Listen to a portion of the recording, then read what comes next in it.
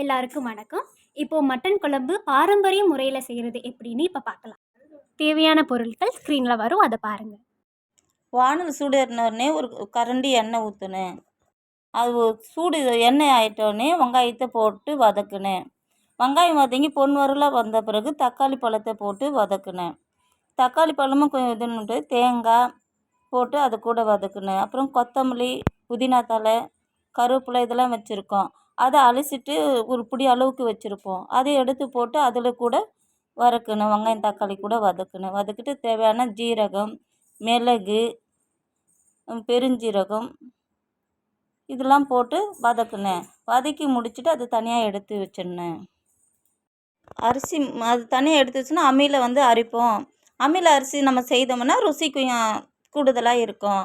நீங்கள் உங்களால் அம்மியில் அரைக்க முடியலன்னா கூட நீங்கள் மிக்ஸி ஜாரில் போட்டு அரைச்சிக்கலாம்.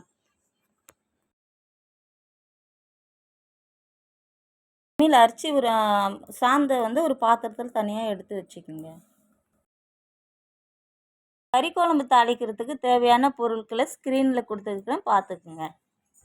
2 தேக்கரண்டி எண்ணெய் வானலில் ஊற்றி, வானல் சூடு ஏறினோடனே எண்ணெய் சூடாக இருக்கும். அப்போ வந்து பட்டை கிராம்பு இதெல்லாம் போட்டு தாளிக்கிறதுக்கு அது போட்டணும். கடுகு பட்டை கிராம்பு பொரிஞ்சோடனே வெங்காயத்தை எடுத்து போடணும். கருவேப்பிலை எடுத்து போட்டு அது வதக்கிட்டே இருக்கும்போது பொன் வரல ஆனோடனே இஞ்சி பேஸ்ட்டு எடுத்து போட்டு வதக்குனேன். இஞ்சி பேஸ்ட்டு வதங்கின உடனே தேவையான இஞ்சி பேஸ்ட்டு போட்டு வதங்கின உடனே தக்காளி பழம் போட்டு வதக்கணும். தக்காளி பழம் வதங்குறதுக்கு ஒரு உப்பு போட்டு அதை உப்பு போட்டால் சீக்கிரத்துக்குள்ள அது வந்து ஜாம் ஆகும். ஆர்பி மசாலா ஹோம்மேட்லேருந்து சில்லி பவுடர் நாங்கள் 1 ஸ்பூனும், ஆர்பி மசாலா ஹோம்மேட்லேருந்து குழம்பு பவுடர் நாங்கள் 1 ஸ்பூனும் நாங்கள் ஆட் பண்ணிக்கிறோம். அது அந்த தூளை சேர்த்ததுக்கப்புறம் அந்த கறி அவிச்சி வச்சுக்கிற அந்த சட்டியில் இந்த தாளிச்சதை எடுத்து நாங்கள் ஊற்றி மறுபடியும் அடுப்பில் வச்சு அந்த குழம்பு கொதிக்க விட்றோம்.